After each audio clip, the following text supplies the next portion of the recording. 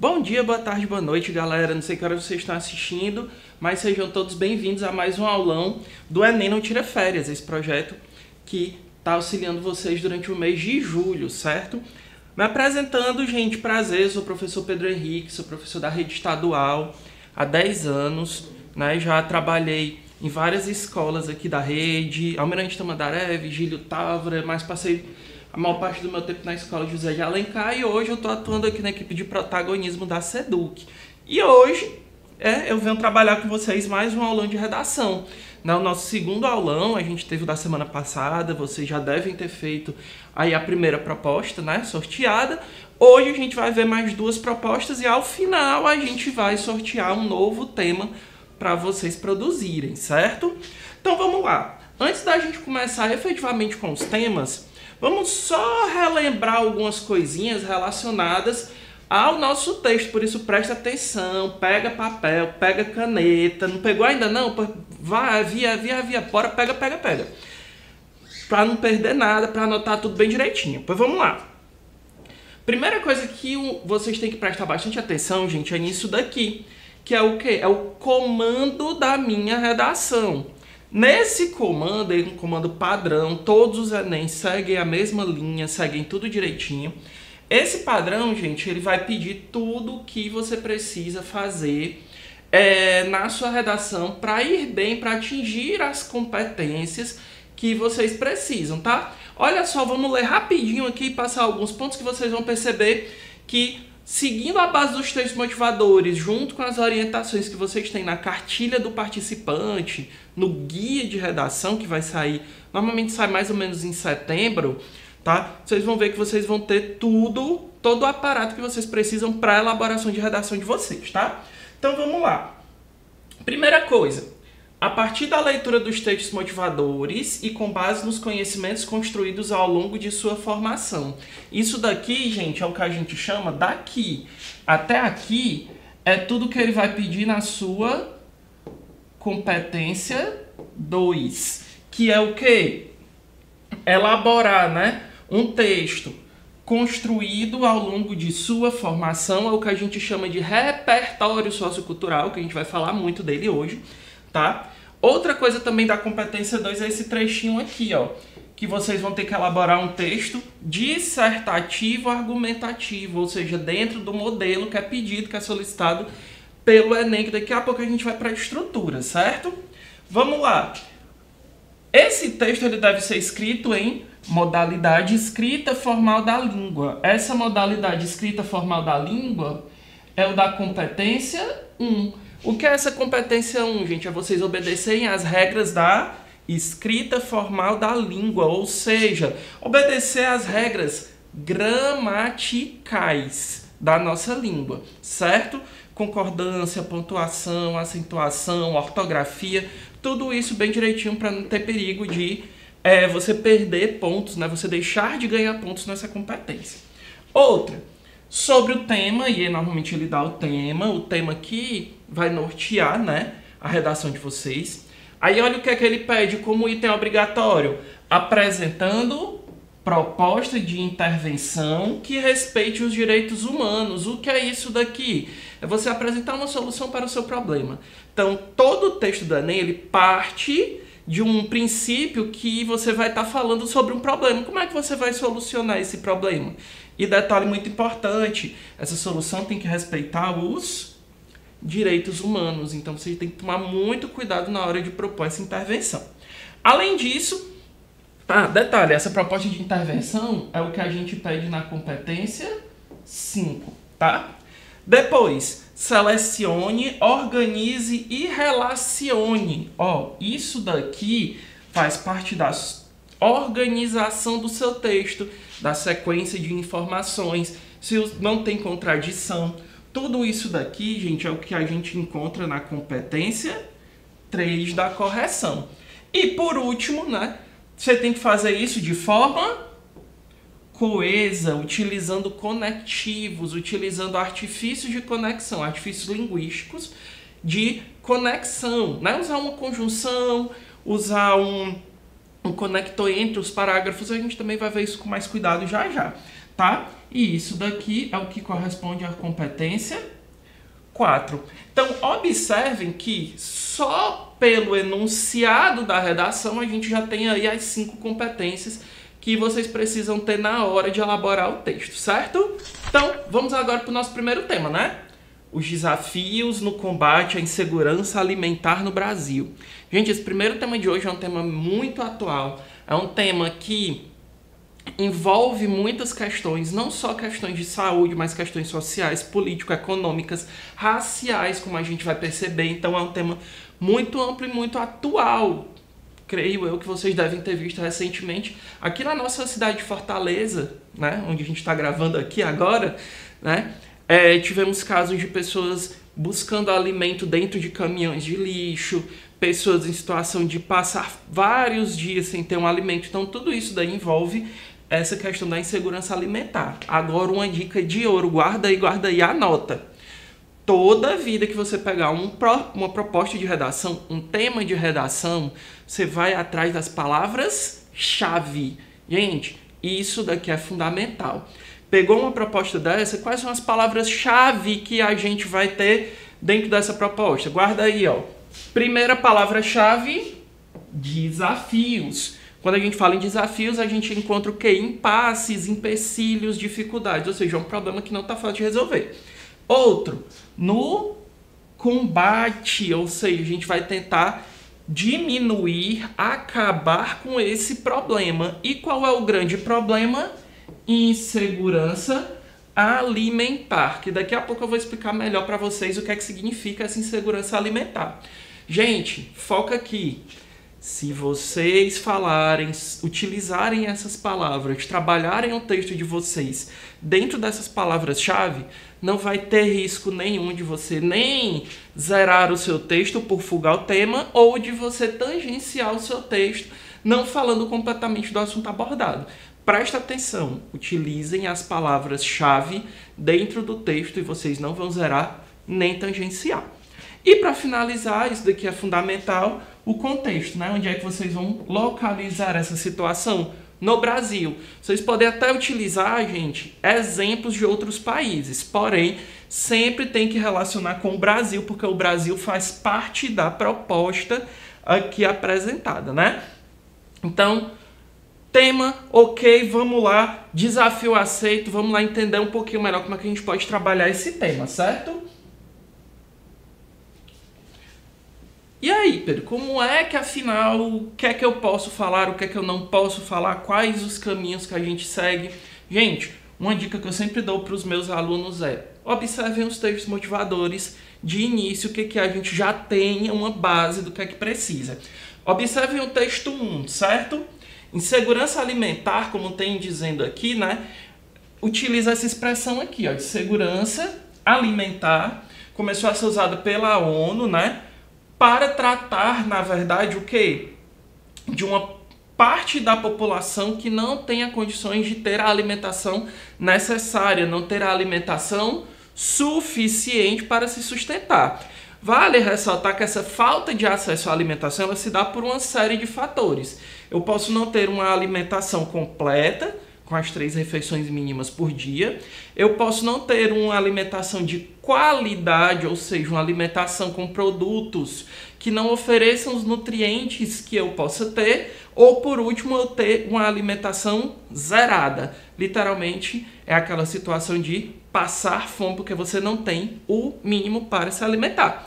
Tá? Então, esse primeiro texto ele vai explicar um pouquinho disso daí, incluindo, né, todo o contexto que a gente vai ver que surgiu após a Segunda Guerra Mundial, que essa nomenclatura de insegurança alimentar ela começou a ser utilizada, começou a ser trabalhada dentro das Nações Unidas e ampliando, claro, para o mundo todo. Tá? Esse segundo texto motivador, gente, ele é um conjunto de 3 infográficos, tá? É importante a gente ver esses infográficos porque a gente consegue ter até noções o quê? Gráficos e numéricas e percentuais de algumas informações que a gente vai perceber que vão ser importantes. Vamos pegar aqui o primeiro infográfico. a fome no Brasil aumentou 63% nos últimos 17 anos. Então, o que a gente tem aqui? Vale ressaltar, gente, que esse mapa aqui é de 2022, pois o mapa de 2023 não pôde ser finalizado porque não concluímos o ano, né? Então, a gente sempre vai pegar os dados do ano anterior. O Enem também ele pega dados do ano anterior, certo? Então, vamos lá. Primeiro, a gente percebe que em 2004 a gente tinha um percentual, né, de insegurança alimentar. Em 2013 foi o menor período e em 2022, olha como aumentou. Vale ressaltar, gente, que aqui eu tenho os 3 níveis de insegurança alimentar. Segurança alimentar leve, que é quando eu tenho acesso à comida, mas não é uma comida de qualidade, podemos dizer assim.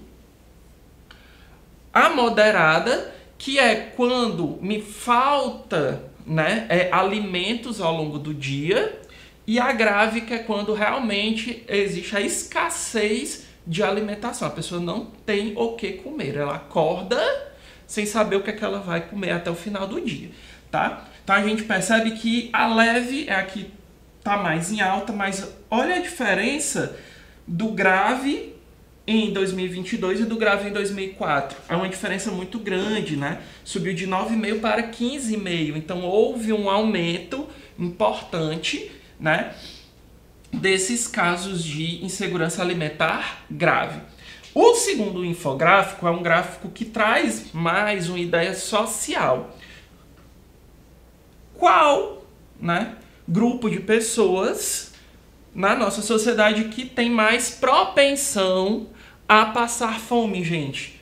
A população preta e parda, que infelizmente, né, aqui no Brasil ainda é talvez a população mais excluída, né, dos grandes centros, é uma população marginalizada. Então a gente percebe que, independente do nível, né, leve, moderado ou grave, a população preta e parda é a que está mais sofrendo com insegurança.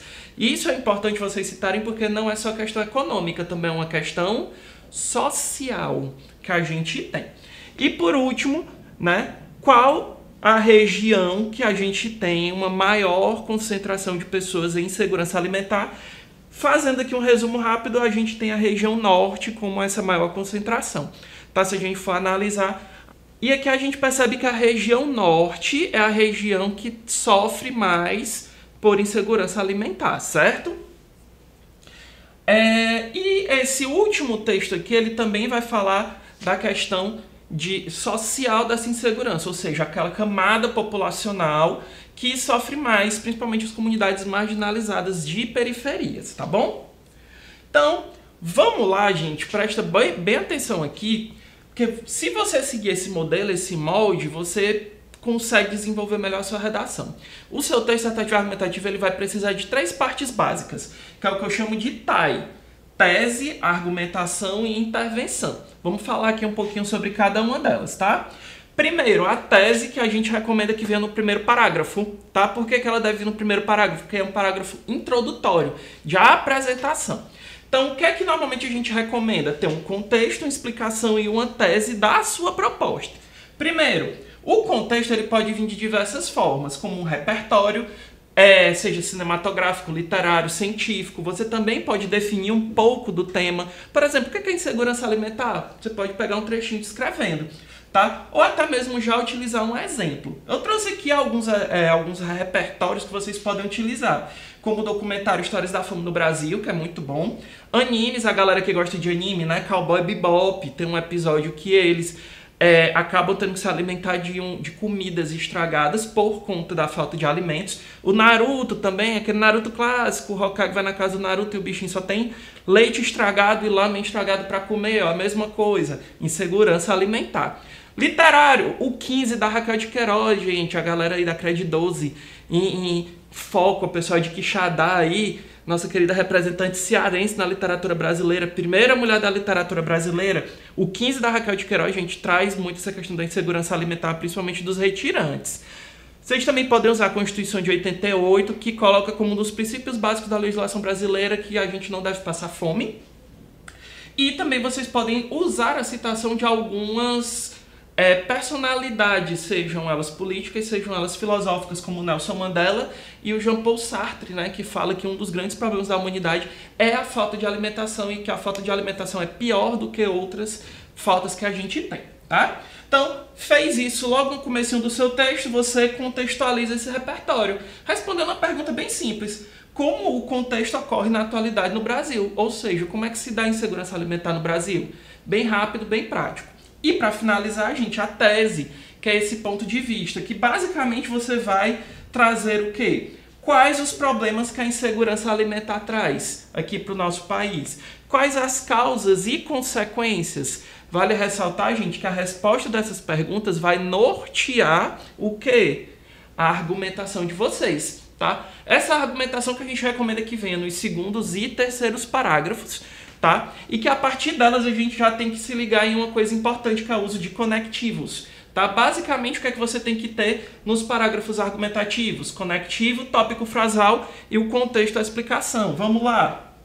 Conectivos. Conectivos do desenvolvimento 1, ou seja, desse segundo parágrafo, é importante que venham, né? Eu trouxe aqui alguns exemplos, como nesse viés, com efeito, com causa desse problema.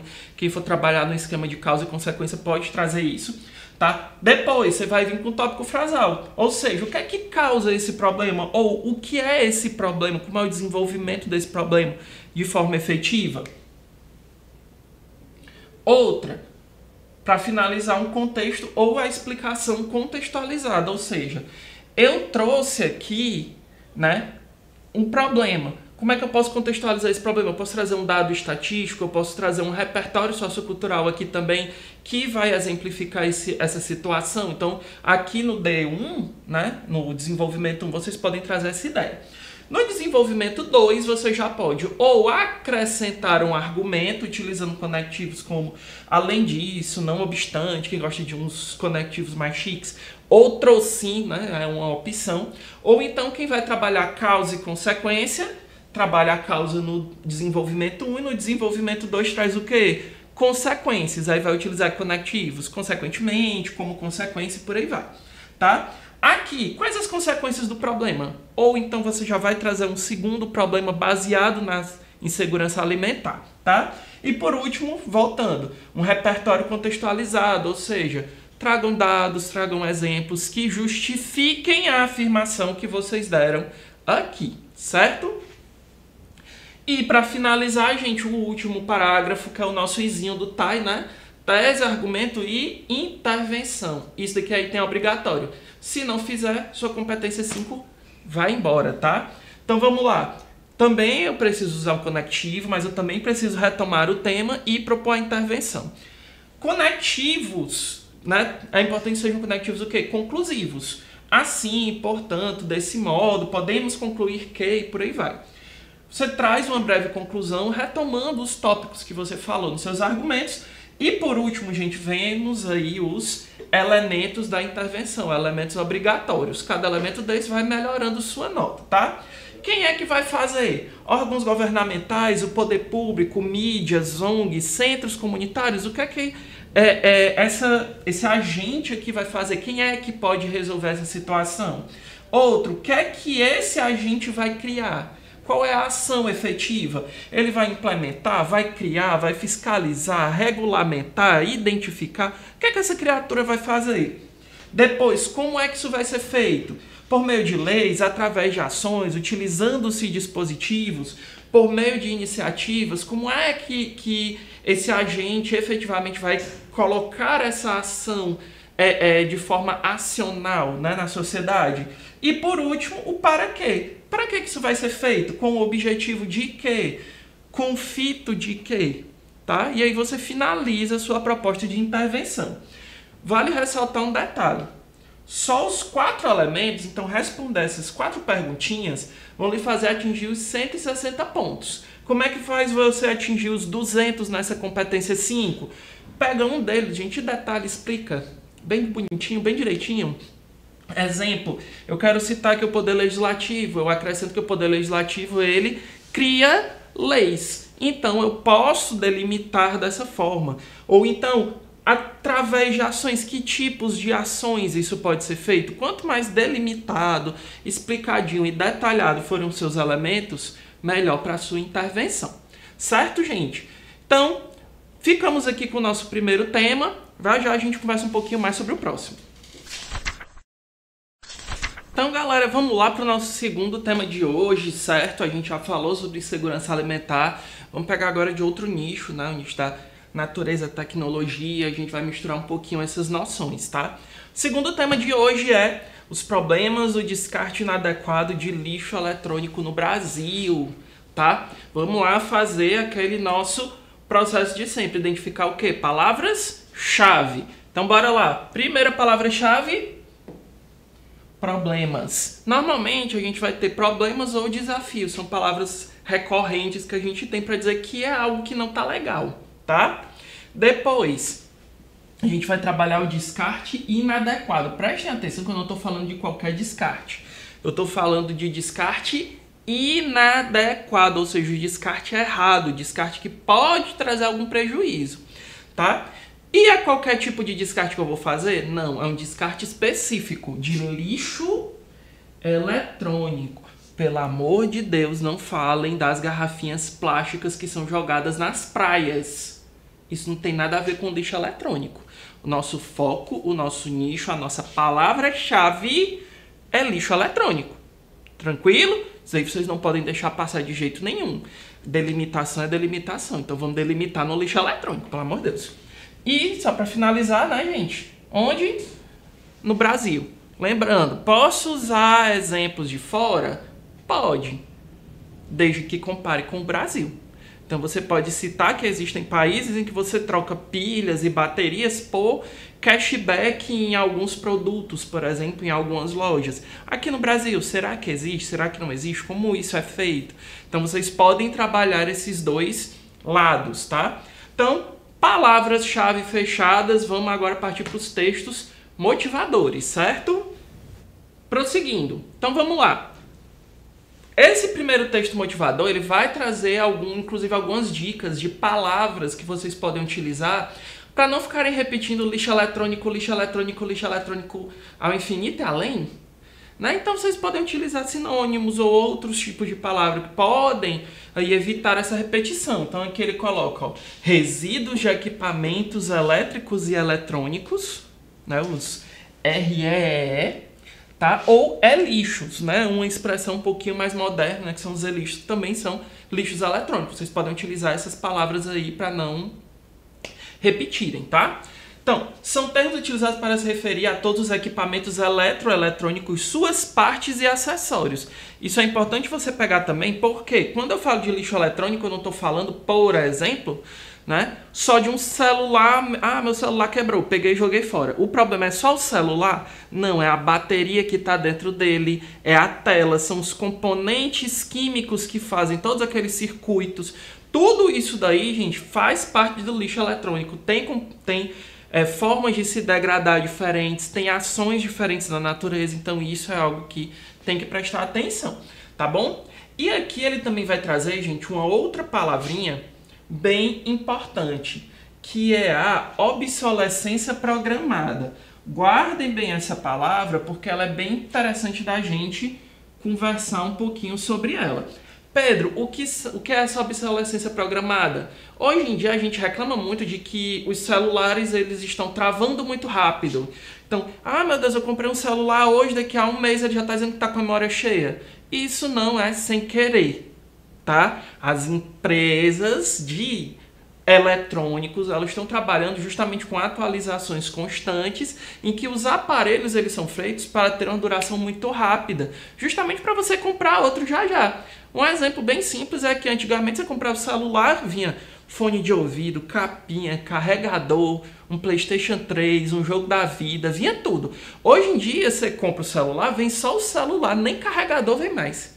Então isso daí é um exemplo dessa obsolescência programada, ou seja, os produtos estão sendo feitos para acabarem mais rápidos, vocês comprarem novos e, consequentemente, você vai se descartar, né, se desfazer desses mais rapidamente, tá? Então, a obsolescência programada, ela gera também um lixo eletrônico muito elevado, uma quantidade de lixo eletrônico muito elevada, tá? O outro texto motivador 2, ele já vai trazer, gente, um relatório da OMS. Pelo que a OMS, a Organização Mundial de Saúde. Guardem essas siglas porque vocês também podem utilizar elas de forma bem produtiva dentro do texto, tá? Então aqui ele vai falar que os resíduos desses eletroeletrônicos, eles podem causar prejuízos em comunidades, em localidades, não só falando de animais e plantas, mas também do próprio ser humano, tá? Aqui um exemplo bem simples são quando lixos vão parar indevidamente em lixões ou aterros sanitários. Esses aparelhos podem cair nas mãos de trabalhadores informais que tentam extrair metais de forma incorreta, usando métodos rudimentares que podem incluir queima, aquecimento, imersão em banhos químicos. E esse processo tóxico pode ser lançado no ar ou até contaminar águas. E existem comunidades como os ribeirinhos que eles dependem daquela água. Vale ressaltar também, gente, que não é só beber a água diretamente, é consumir o peixe que está dentro daquela água, que ele pode também vir contaminado. Então observe a cadeia que tem aí, tá bom? A pontinha do iceberg, podemos dizer assim, e até onde vai esse descarte inadequado dos lixos eletrônicos, tá? E o último texto motivador, que é uma charge, certo? Que vai trazer um balde, né, de lixo e um rato dizendo assim, não se faz mais lixo como antigamente, né? Então, antes a gente tinha os ratos que comiam normalmente restos de alimentos, né? Coisas orgânicas que tinham nos lixos. Hoje em dia os lixos são o quê? Eletrônicos, são restos de computadores, né? Mouses. Vale ressaltar, gente, que eu não estou falando só de computador. Quando a gente fala eletroeletrônico, o pessoal de um computador. São computadores, celulares, tablets, smartwatches, televisão, geladeira, qualquer eletroeletrônico, certo? Que tenham componentes eletroeletrônicos, certo? Vamos agora aqui, né, voltar para a nossa querida estrutura do TAI, tá? Sempre lembrem, gente, TAI. Tese, argumento e intervenção. Estrutura, base do seu texto dissertativo, argumentativo. Esqueça isso aqui mais nunca, tá bom? Na vida de vocês, tá? Então vamos trabalhar devagarinho cada um. Primeiro parágrafo, como eu falei, né, o da tese, é um parágrafo introdutório para você começar a esquentar um pouquinho o seu tema, tá? E ele vai ter que ter contexto, explicação e tese. Então vamos lá. Primeiro, o contexto, ele pode vir através de um repertório, né? E aqui eu trouxe alguns exemplos para vocês. Alita, Anjo de Combate. Tem a galera que leu ao mangá, que assistiu ao anime ou que assistiu ao filme. Eu particularmente amo o filme, né? Que ele vai trazer justamente uma série de robôs que são descartados, né? Partes de robôs que são descartados. Vocês podem trazer isso. Black Mirror, sempre, né? Uma das séries mais amplas que a gente tem hoje em dia, que vocês também podem utilizar, tá? A própria teoria da obsolescência programada. Tá? Existem vários teóricos que trabalham a ideia do que é a obsolescência programada, como ela ocorre, quais as consequências dessa obsolescência, tá? E fica uma dica. Crise de 29. A crise de 29 foi a primeira grande crise que gerou a questão da superprodução e descarte de superprodução. Então isso daqui é um exemplo. Eu não coloquei aqui, mas vocês também podem acrescentar outro repertório maravilhoso. Segunda Revolução Industrial, quando eles substituíram o ferro pelo aço, sendo que eles colocaram o aço como algo um pouquinho mais barato, mais acessível, porém também ele é menos resistente do que o ferro. Isso daí já gera o quê? Aquela ideia do descarte mais rápido.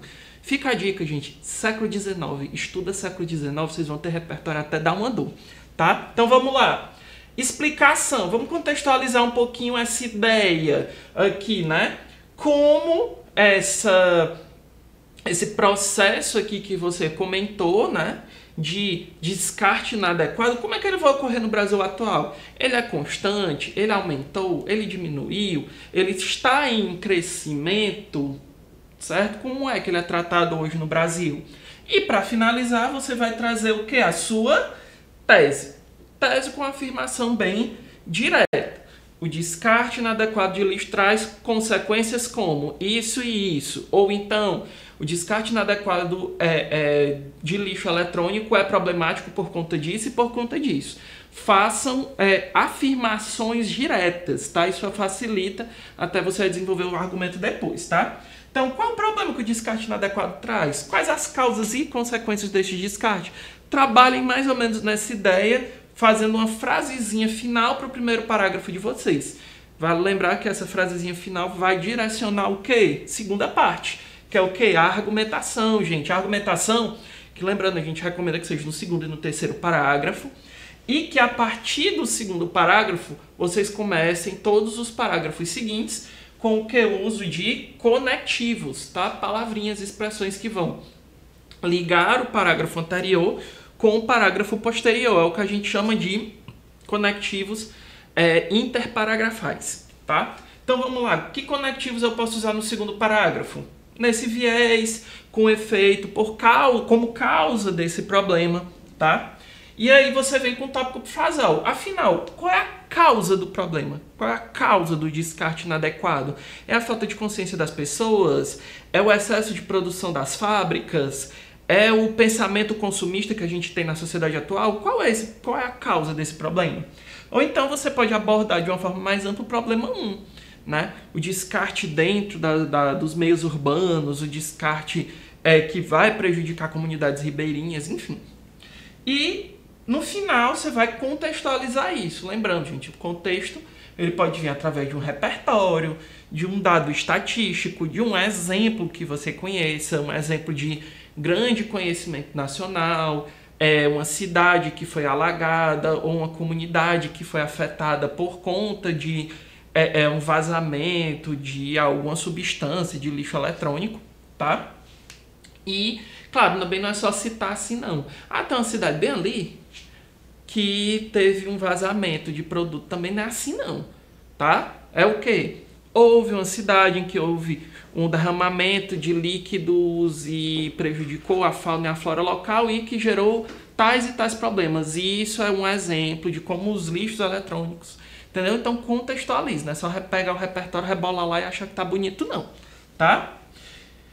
O desenvolvimento 2, ou seja, o seu terceiro parágrafo, também vai seguir a mesma ideia, tá? De conectivo, tópico e contexto e explicação. A diferença é como você vai trabalhar isso. Você pode trabalhar com um problema 2, né? Um desenvolvimento 2, uma adição de argumentos, utilizando além disso, não obstante, outro sim. Ou então pode trabalhar como causa e consequência.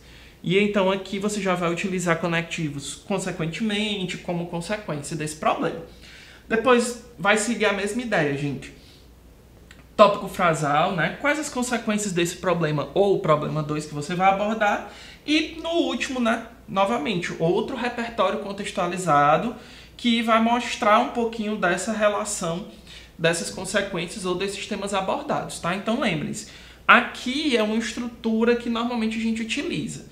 Conectivo, tópico frasal e contexto e explicação.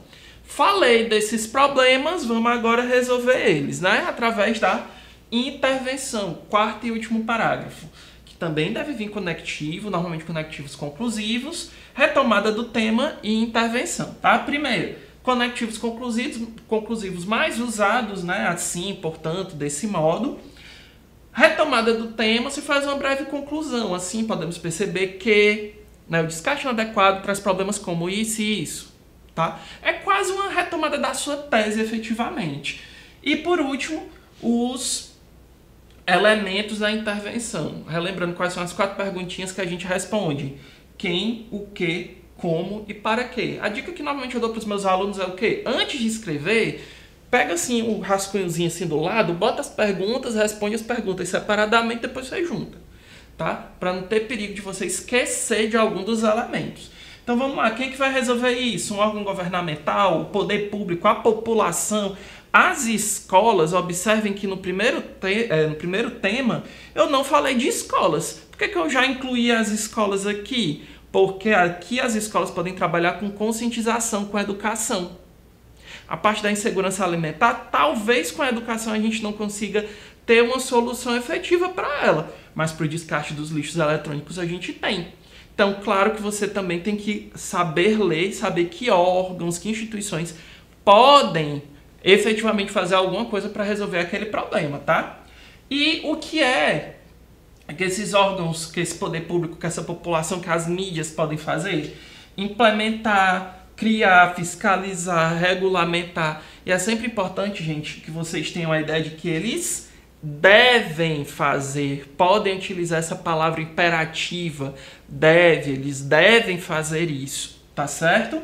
E como? Por meio de leis, através de ações, utilizando-se de dispositivos, por exemplo, as mídias. Vocês podem falar das mídias digitais, o Instagram, o Facebook, agora a Thread, né, que tá ficando famosinha aí, tá? Vocês podem utilizar esses outros recursos. E por último, né, até mesmo dentro das escolas, trabalhando em sala de aula essa conscientização, por que não, tá?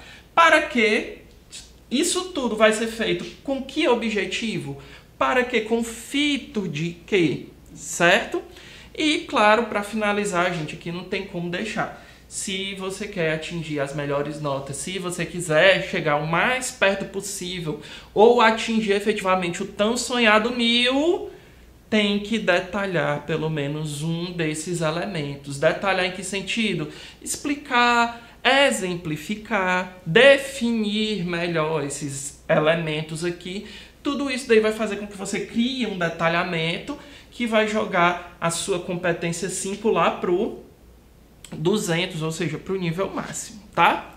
Então, gente, por hoje ficamos por aqui. Se liguem que já já tem um sorteio, tá, do tema que vocês vão escrever, né, e postar, e depois vocês vão receber corrigido, tá? Daqui a pouco eu explico melhor como é que vai funcionar isso. E no mais, foi um prazer estar aqui com vocês, né? Continuem acompanhando a nossa programação que vai acompanhar vocês até o Enem. Um cheiro, tchau, tchau, valeu!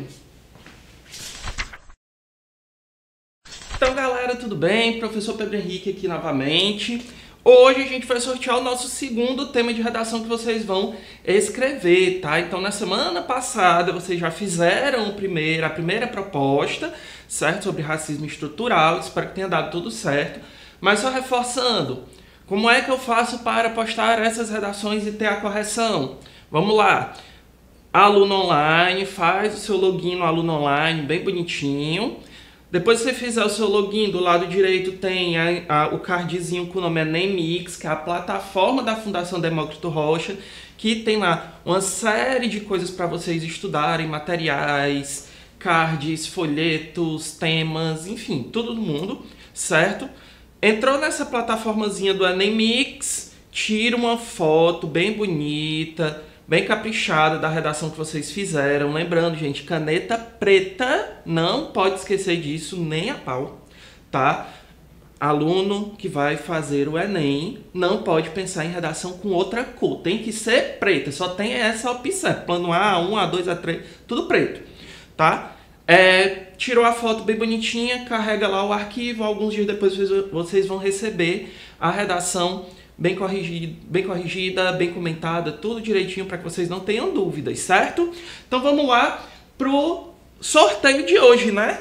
Vocês já viram aí 2 temas na aula de hoje, certo? Então vocês já viram 2 temas e agora é a hora do nosso sorteio, a nossa famosa caixinha amarela aqui.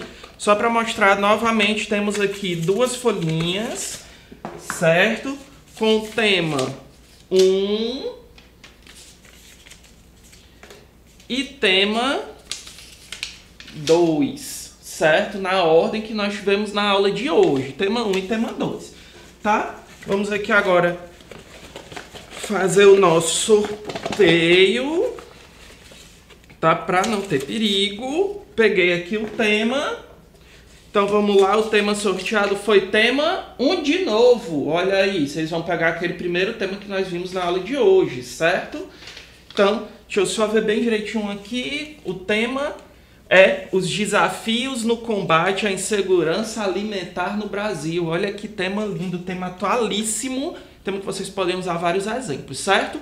Então, façam a redação o melhor que vocês puderem, certo? Carreguem, aproveitem essa oportunidade de vocês estarem treinando. Redação é prática, gente, então continuem praticando, certo? Então, boa redação para todos vocês. Hoje a gente está encerrando aqui esse primeiro ciclo, né, de aulões do Enem Não Tira Férias. Porém, surpresa, vamos ter mais novidades aí ao longo do ano. Acompanhe nas nossas redes sociais, tá, gente? Tchau, tchau, é isso, valeu!